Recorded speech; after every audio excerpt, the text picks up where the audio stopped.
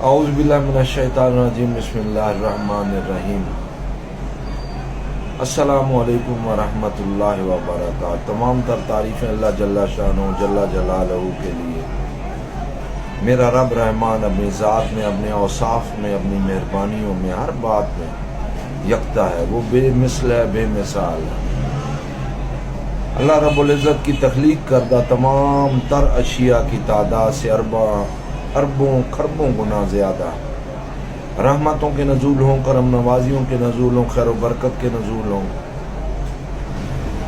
گھرانہ پیندن باغ علیہ الصلوۃ والسلام پر، تمام اہل بیت رضوان اللہ تعالیٰ علیہم اجمعین پر، تمام صحابی اور صحابہ اکرام رضوان اللہ تعالیٰ علیہم اجمعین پر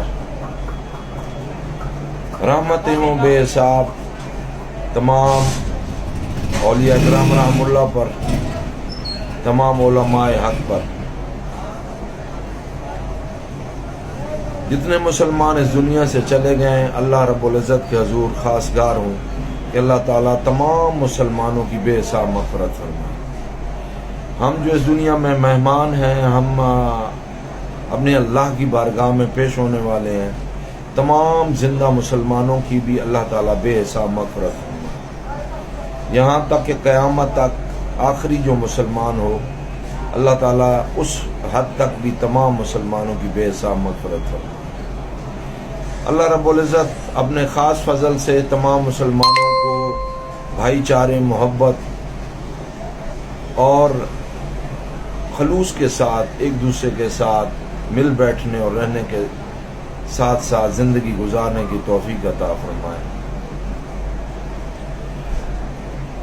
کبھی بات کرتے ہو اگر تھوڑا سا اٹک جاؤں تو ظاہر ہے اسکرپٹڈ نہیں ہوتی کوئی ایسی چیز جو میں نے لکھ کے رکھی ہو یا یاد کی ہوئی ہو، پہلے سے میں نے پڑھ رکھی ہو تو میں بیان کروں۔ میں نے جب سے ہوش سنبھالا ہے بڑا اچھا وقت دیکھا ہے میں نے۔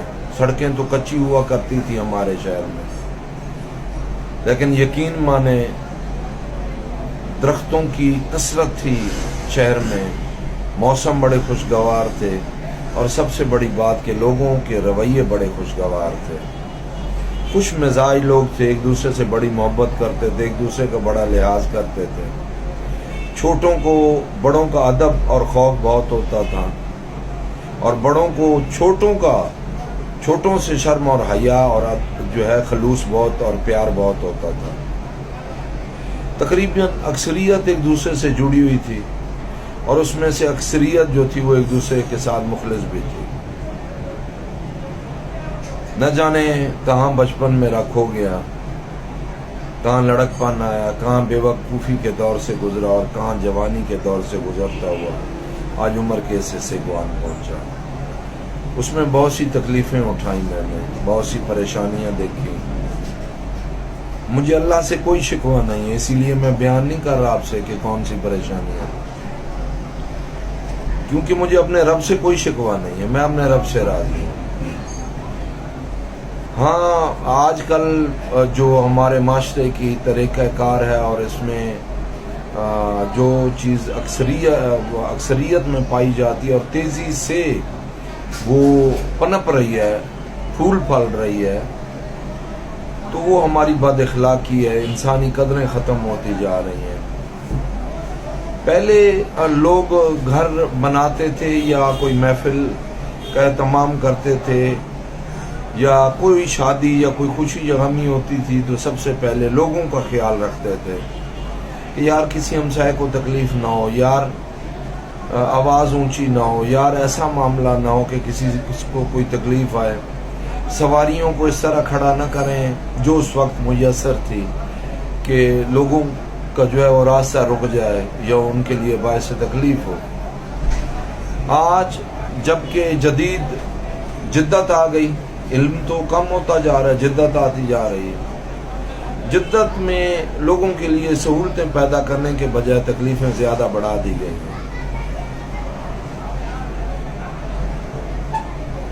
اور سچ پوچھیں اس قدر تکلیف ہے، میں اس دن آئی ڈی کارڈ کے آفس میں گیا ہوں، مجھے تو کبھی کام پڑتا ہے، اور جن لوگوں کے مسائل بہت زیادہ ہوں گے تو وہ بیچارے بار بار جاتے ہوں گے، یا جن کی سنوائی نہیں ہوتی یا جو ارجنٹ فیس نہیں دے سکتے. تو میں نے دیکھا ایک شخص نے مجھے بتایا کہ میں 3 گھنٹے ہو گئے نمبر لے کے بیٹھا ہوں اور میرا اتنے ہزار نمبر، مثال کے طور پہ 5,500 نمبر میرا نمبر ہے ٹوکن کا، اور ابھی 4,500 چل رہا ہے. 1,000 آدمی ابھی رہتا ہے، ٹوکن رہتا ہے. تو ٹوکن جس بے حسی کے عالم میں تبدیل کیے جاتے ہیں، وہ جو وہاں جاتا ہے وہی جانتا ہے اس صورتحال کو. آدھا گھنٹہ، پونا گھنٹہ ایک ٹوکن تبدیل نہیں کیا جاتا، اور اکثر کیبن میں فری بھی بیٹھے ہوتے ہیں، مصروف بھی ہوتے ہیں. جب لائنوں میں لگ کر لوگ بل جمع کروایا کرتے تھے تو اس وقت چونکہ ایک کنسیپٹ ہی نہیں تھا، موبائل نہیں ایجاد ہوا تھا کہ یار یہ کب اس سے جان چھوٹے گی ہماری. پھر ایسا ایسا تھوڑا سا نظام تبدیل ہوا کہ لوگ محلے میں اکٹھا کر کے تو ایک بندہ فرد لینے لگ گیا بل، سب کے پیسے لے جاتا تھا، اس پہ تھوڑا سا معاوضہ لیتا تھا اور جا کے بینک میں، ڈاکخانے میں، کہیں بھی جمع کروا آتا تھا. پھر غیر محفوظ سمجھنے لگے کیونکہ ایسے واقعات ہوئے کہ لوگ پیسے ہی لے کر بھاگ گئے، بل بھی لے گئے. تو سوچتا تھا میں کہ کب ایسا وقت آئے گا جب زندگی میں کوئی سکون آئے گا اور ہم آسانی سے زندگی گزاریں گے. دیکھیں، زندگی اللہ کی راہ میں جو مشکلات ہیں اس کے لیے تو بنائی گئی ہے، دنیاوی مشکلات کے لیے تو نہیں ہے یہ زندگی کے. آدمی چھوٹے چھوٹے جائز کاموں کے لیے ذلیل ہوتا پھرے، سفارشیں کرواتا پھرے یا رشوت دیتا پھرے.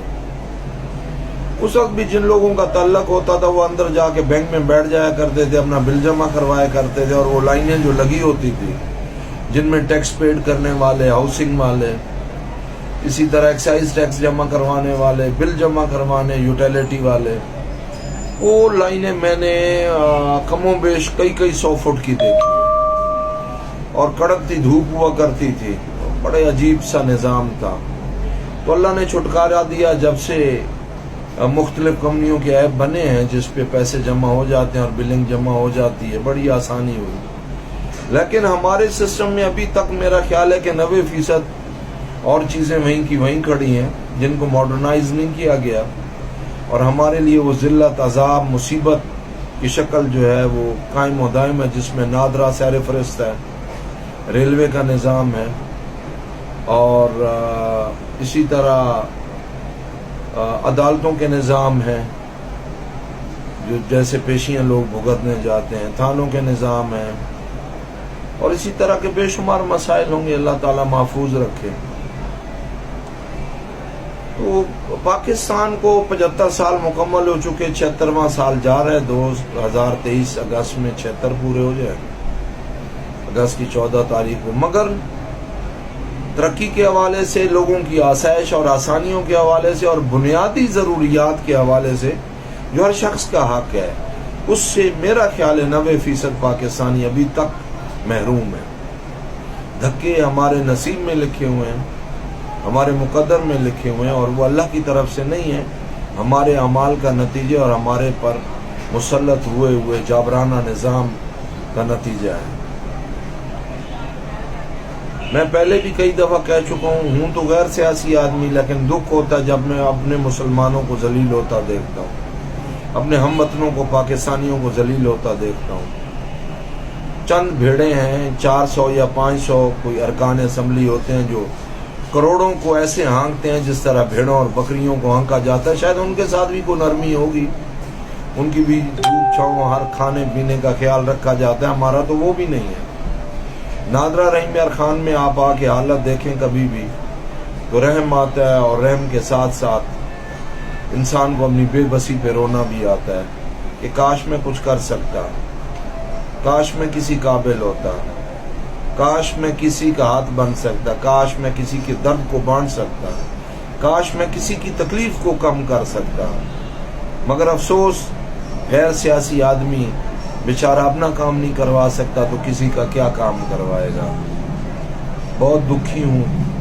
آپ ساروں سے یہ اپنا دکھ میں نے بانٹا کیونکہ آپ میرے اپنے ہیں، آپ کو اپنا سمجھا تو آپ سے یہ میں نے دکھ بانٹا ہے آپ کے ساتھ. دعا کریں اور ایسے حالات پیدا ہوں کہ ہم لوگوں کی زندگیوں میں آسانیاں آئیں. آمین. سلامت رہیں.